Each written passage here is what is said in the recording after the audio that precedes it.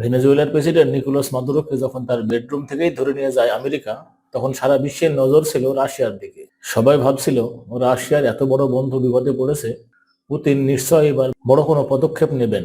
কিন্তু বাস্তবতা ছিল পুরোই উল্টো। রাশিয়ার সহযোগিতা কেবল কাগজের বিবৃতিতে আটকে ছিল।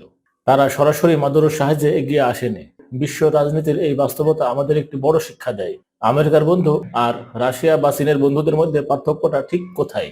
আমেরিকা তার বন্ধুদের জন্য কি করতে পারে তার প্রমাণ কাতার, সৌদি আরব কিংবা দক্ষিণ কোরিয়া।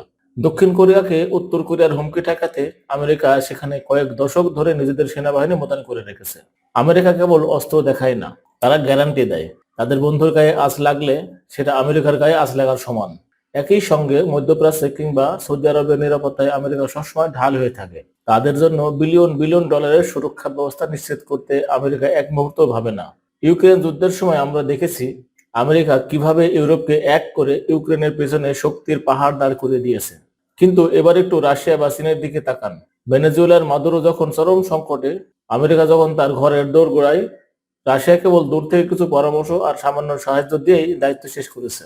সিরিয়া বছরের পর বছর বাইরের দেশগুলোর দ্বারা হামলার শিকার হয়েছে, কিন্তু রাশিয়া কেবল নিজের স্বার্থটুকুই বজায় রেখে দায় সেরেছে। এমনকি রাশিয়ার খুব কাছের বন্ধু হওয়া সত্ত্বেও আর্মেনিয়া যুদ্ধ বিধ্বস্ত হলেও রাশিয়া তাদের বাঁচাতে এগিয়ে আসেনি। বন্ধু হিসাবে রাশিয়ার এই পিছুটান অনেককেই অবাক করেছে। এদিকে চীনের বন্ধুত্ব তো আরো অদ্ভুত। চীন মূলত ব্যবসার বন্ধু।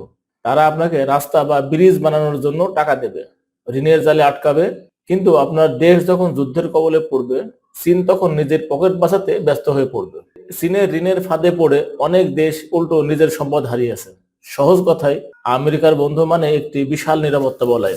তারা তাদের বন্ধুদের জন্য পৃথিবীর যে কোনো প্রান্তে মুহূর্তের মধ্যে সেনাবাহিনী পাঠিয়ে দিতে পারে। কিন্তু রাশিয়া বা চীনের বন্ধুত্ব কেবল সুসময়ের বন্ধুর মতো। স্বার্থ ফুরিয়ে গেলে বা বিপদে পড়ে গেলে তারা আপনাকে একা ফেলে যেতে দ্বিধা করবে না। তাই দিন শেষে প্রশ্নটা থেকেই যায়, আপনি কেমন বন্ধু চান? যে শুধু ব্যবসার কথা বলবে, নাকি এমন বন্ধু যে আপনার বিপদে নিজের জীবন বাজি রেখে সামনে এসে দাঁড়াবে?